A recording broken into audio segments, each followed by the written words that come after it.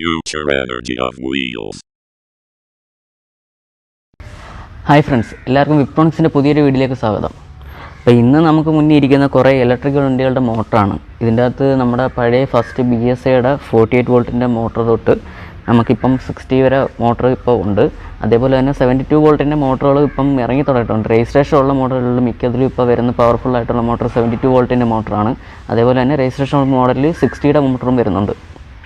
48ൻ്റെ ആകുമ്പോഴത്തേക്കും not registration വണ്ടികളിലാണ് കൂടുതലും കണ്ടുവന്നിരിക്കുന്നത്. അപ്പം ഞാൻ ഇന്ന് പറയാൻ പോകുന്നത് നമ്മുടെ ഈ ഇലക്ട്രിക് മോട്ടറുകളിൽ മെയിനായിട്ട് വരുന്ന ഫാൾട്ടുകൾ എന്തൊക്കെയാണെന്നുള്ളതാണ്. ഇതിൽ മേജറായിട്ട് ഏറ്റവും കൂടുതൽ കണ്ടുവരുന്ന ഫാൾട്ട് എന്ന് പറഞ്ഞാൽ ഇതിൻ്റെ അകത്ത് ഹാൾ സെൻസറിൻ്റെ കംപ്ലൈൻ്റ് ആണ്. ഈ കാണുന്ന ബോർഡാണ് ഹാൾ സെൻസർ ബോർഡ്. ഇതിൻ്റെ അകത്ത് 3 സെൻസറുകളാണ് വരുന്നത്, ഹാൾ സെൻസറാണ് വരുന്നത്. അപ്പോൾ ഇതിലേതെങ്കിലും ഒരു സെൻസർ വർക്കിംഗ് അല്ലെങ്കിൽ പോലും നമ്മുടെ മോട്ടോർ വർക്കിംഗ് ആവില്ല. ചില വണ്ടികളിലാണെങ്കിൽ ചിലപ്പം വണ്ടിയൊന്ന് ഉന്തിയാൽ മാത്രമേ നീങ്ങത്തുള്ളൂ. ചിലതിൻ്റെ അകത്ത് മോട്ടോർ വെട്ടി കറങ്ങും. അങ്ങനെ പല രീതിയിലാണ് ഇതിൻ്റെ ഫാൾട്ടിൻ്റെ സിംറ്റംസ് കാണിക്കുന്നത്. അപ്പം മെയിനായിട്ട് വരുന്ന ഡാമേജ് ഇതാണ്. പിന്നീടുള്ള ഫാൾട്ട് എന്ന് പറഞ്ഞു കഴിഞ്ഞാൽ മോട്ടറിൻ്റെ വൈൻഡിങ് കത്തിപ്പോവുക എന്നുള്ളതാണ്. അത് ഈ ഓവർലോഡ് കയറ്റുകയും അതേപോലെ തന്നെ കമ്പനിക്കാർ പറയുന്ന ബാറ്ററിനെ കാട്ടി എക്സ്ട്രാ ബാറ്ററി നമ്മൾ ഘടിപ്പിക്കുകയൊക്കെ ചെയ്യുമ്പോൾ സംഭവിക്കുന്ന ഫാൾട്ടാണ് വൈൻഡിങ് കത്തിപ്പോകുന്നത്. അല്ലാതെ യാതൊരു കേസിലും വൈൻഡിങ് കത്തിപ്പോകേണ്ട കേസ് വരുന്നില്ല. ഇങ്ങനെ വൈൻഡിങ് കത്തിപ്പോയ ഒരു മോട്ടറിൻ്റെയാണ് ഈ കാണുന്നത്. ഇതിലെ ഹാൾ സെൻസറാണ് ഈ കാണുന്നത്.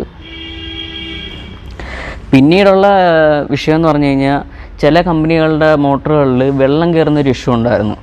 അതിന് മെയിനായിട്ട് വരുന്നതെന്ന് പറഞ്ഞു കഴിഞ്ഞാൽ ഇതിൻ്റെ അകത്തുള്ള ഇവിടെ ഒരു വാട്ടർ സീലിംഗ് ഉണ്ട്. ഈ മോട്ടറിൻ്റെ 2 സൈഡിലും വരുന്ന കവറിൽ ഒരു വാട്ടർ സീലുണ്ട്. അതേപോലെ തന്നെ അതിൻ്റെ അകത്ത് ബെയറിങ്ങും ഉണ്ട്. അപ്പോൾ ഈ ബെയറിങ് ഡാമേജ് ആവുന്ന സമയത്ത് മോട്ടർ വെട്ടുകയും ഈ വാട്ടർ സീൽ ഡാമേജ് ആവുന്നത് വഴി മഴ സമയത്ത് നമ്മൾ വണ്ടി ഓടിക്കുമ്പോൾ ഇതിൻ്റെ അകത്ത് കൂടെ ചെറുതായിട്ട് വെള്ളം മോട്ടറിൻ്റെ അകത്തേക്ക് കയറും. പിന്നെ ചില മോട്ടറുകൾ കണ്ടിരിക്കുന്നത് പറഞ്ഞാൽ മോട്ടറിൻ്റെ അകത്തോട്ട് പോകുന്ന വയറിങ് ഉണ്ട്. ഈ മോട്ടറിൻ്റെ അകത്തോട്ട് പോകുന്ന വയറാണ്, നിങ്ങൾക്ക് കാണാം. ഇതുവഴിയും വെള്ളം ഈ മോട്ടറിൻ്റെ അകത്ത് കയറും. ഇതിൽ കാണാം, നിങ്ങൾക്ക് ഇവിടെ സീൽ ചെയ്തിട്ടുണ്ട്. ചിലതിൻ്റെ അകത്ത് ഈ സീൽ ഇളകിപ്പോകുമ്പോഴത്തേന് ഈ ഹോളിൽ കൂടെ ഈ വെള്ളം മോട്ടറിൻ്റെ അകത്ത് കയറും.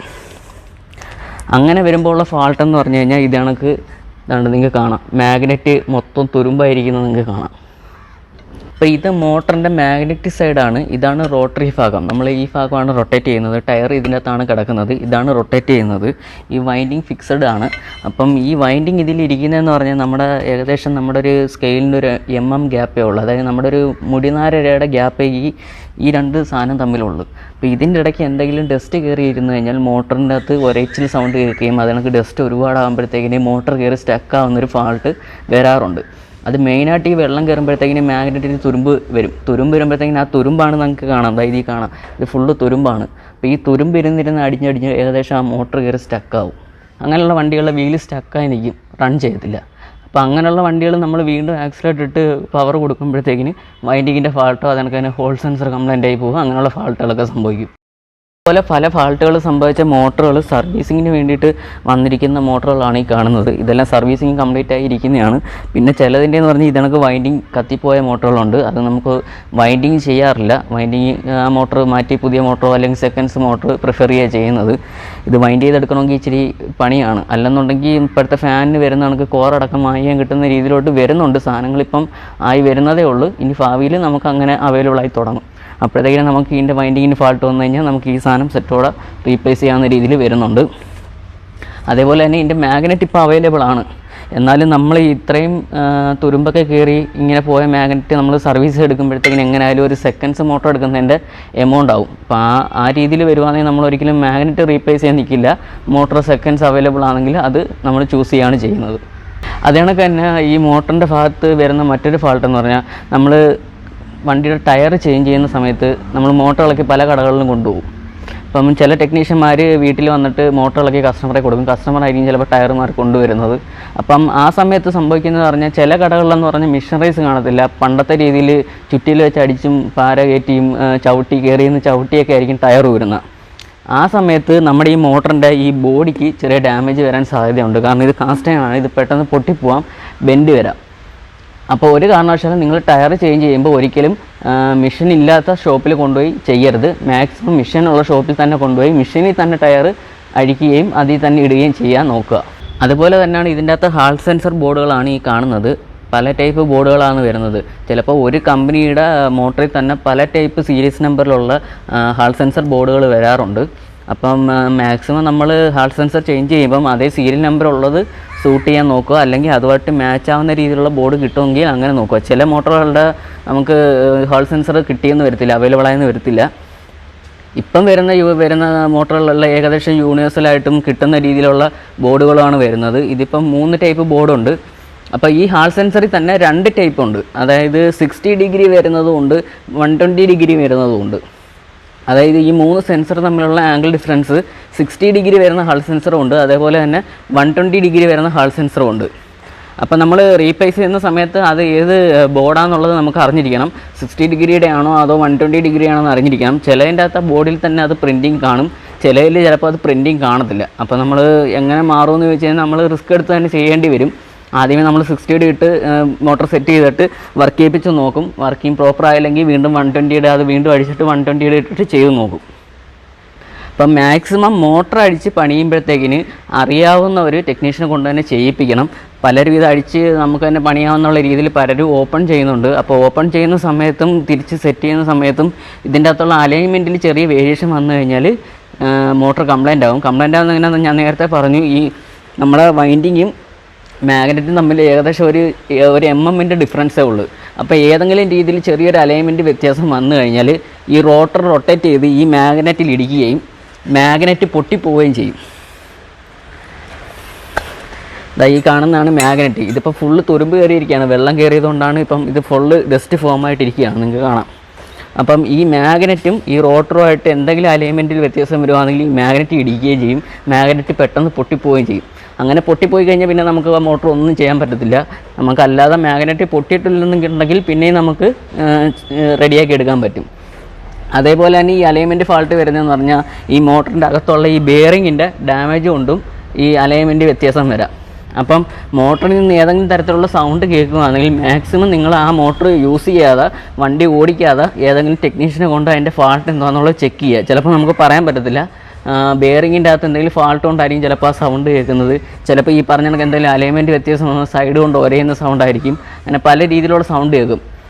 അപ്പോൾ ഒരു കാരണവശാലും നിങ്ങൾ മോട്ടറിൽ നിന്ന് എന്തെങ്കിലും സൗണ്ട് വ്യത്യാസം വന്നു കഴിഞ്ഞാൽ കൂടുതൽ ആ വണ്ടി ഓടിക്കാതെ ടെക്നീഷ്യനെ വിളിച്ച് കാണിക്കുകയാണ് ചെയ്യേണ്ടത്. കാരണം കൂടുതലിട്ട് യൂസ് ചെയ്ത് കഴിഞ്ഞാൽ മോട്ടർ ഡാമേജ് ആയി പോകും. പിന്നീട് ഇപ്പോൾ കണ്ടുവരുന്നൊരു ഫാൾട്ട് എന്ന് പറഞ്ഞാൽ ഒരുപാട് കാലപ്പഴക്കം ചെന്ന വണ്ടികൾക്കാണെങ്കിൽ പഴയ പോലുള്ള പുള്ളിങ്ങും പവറും ഒന്നും കിട്ടുന്നില്ല എന്നൊരു ഫാൾട്ട് പറയും. അപ്പം എല്ലാവരും പറയും ബാറ്ററിയുടെ ഇതുകൊണ്ടായിരിക്കും, പുതിയ ബാറ്ററി വെച്ചിട്ടും അങ്ങനെ തന്നെയാണ് ഫീൽ ചെയ്യുന്നതെന്ന് പറയാറുണ്ട്. അത് സംഭവം എന്ന് പറഞ്ഞാൽ ഇതിൻ്റെ അകത്ത് മാഗ്നറ്റിൻ്റെ പവർ കുറേ കാലം കഴിയുമ്പോഴത്തേക്കും നമുക്ക് കുറഞ്ഞു വരും, റെഡ്യൂസായി വരും. ഇതിനൊക്കെ ഡസ്റ്റും കാര്യങ്ങളൊക്കെ കയറി തുരുമ്പൊക്കെ കയറുന്നത് കൊണ്ട് മാഗ്നറ്റിൻ്റെ പവറിൽ ലോസ് വരും. അങ്ങനെ ലോസ് വരുമ്പോഴത്തേക്കിനാണ് ആ വണ്ടിയുടെ പുള്ളിങ്ങും അതണക്ക് തന്നെ പവറിൽ നമുക്ക് ഒരു വേരിയേഷനൊക്കെ ഫീൽ ചെയ്യുന്നത്. അപ്പം മെയിനായിട്ട് ഈ മോട്ടറുമായിട്ട് റിലേറ്റഡ് ആയിട്ടുള്ള കംപ്ലയിൻസും കാര്യങ്ങളൊക്കെയാണ് ഈ പറഞ്ഞത്.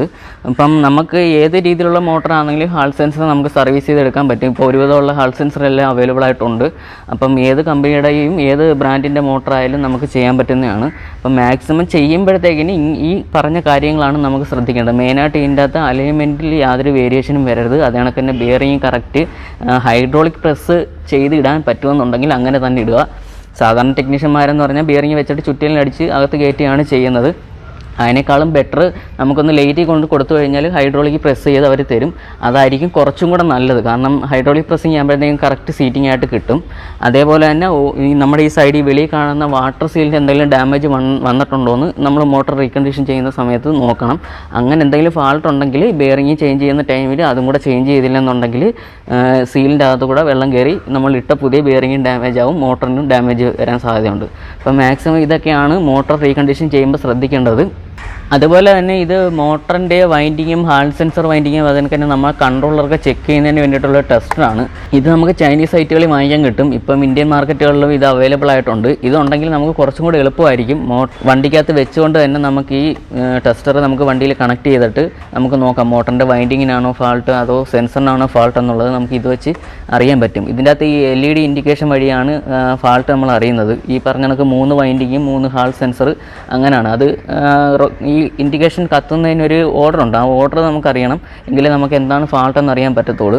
അപ്പം കറക്റ്റ് ആ ഓർഡറിൽ കത്തുന്നുണ്ടെങ്കിൽ അത് ഫാൾട്ട് ഇല്ല, എന്തെങ്കിലും ആ ഓർഡറിൽ എന്തെങ്കിലും വേരിയേഷൻ ഉണ്ടെങ്കിൽ അത് ഫാൾട്ട് ഉണ്ടെന്നാണ് കാണിക്കുന്നത്. അപ്പോൾ ഇതിപ്പം മിക്ക ഇന്ത്യൻ സൈറ്റുകളിലും ഇപ്പം അവൈലബിൾ ആണ്. അതിനൊക്കെ തന്നെ ചൈനീസ് സൈറ്റുകളിലും എല്ലാം അവൈലബിൾ ആണ്.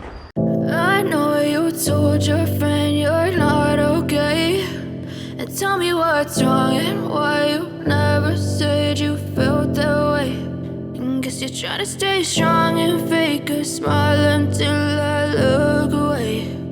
But I've known you too long, it hurts to watch your blue eyes fade to grey as you fade away, as you fade away. എൻ്റെ ഈ വീഡിയോ നിങ്ങൾക്ക് ചിലർക്കെങ്കിലും ഉപകാരപ്പെട്ടു എന്ന് വിശ്വസിക്കുന്നു. അതേപോലെ തന്നെ എൻ്റെ ഈ ചാനൽ നിങ്ങൾ ആദ്യമായിട്ടാണ് കാണുന്നതെങ്കിൽ ചാനൽ സബ്സ്ക്രൈബ് ചെയ്യുക. അതേപോലെ തന്നെ ബെല്ലൈക്കണും കൂടെ എനേബിൾ ചെയ്ത് കഴിഞ്ഞാൽ ഞാൻ ഇടുന്ന പുതിയ വീഡിയോസ് നിങ്ങൾക്ക് നോട്ടിഫിക്കേഷനായിട്ട് ലഭിക്കുകയും ചെയ്യും. Sitting in an ashtray. I'm sorry that I'm so inconvenient, okay? Just let me be me and I'll stay out of your way. I can see the way you look at me, I'm such a disgrace. I never